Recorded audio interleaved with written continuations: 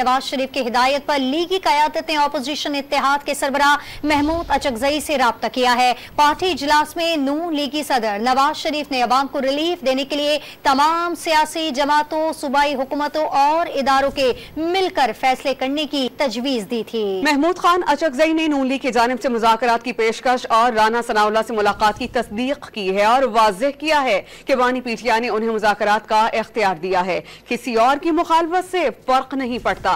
सियासतदान आइन की बालादस्ती के लिए इकट्ठे हो जाएं तो गैर आइनी कुव्वतें खुद ही पीछे हट जाएंगी।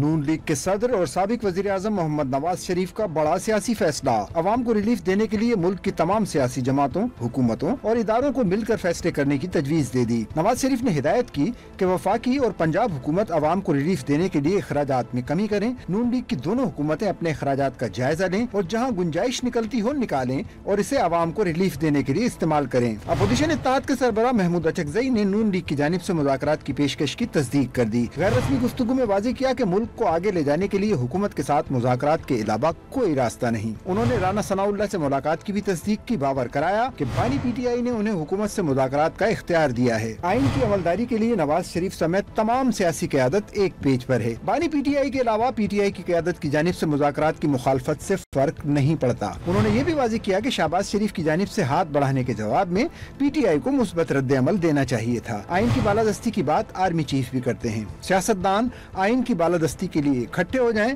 तो गैर आइनी कुव्वतें पीछे हट जाएंगी।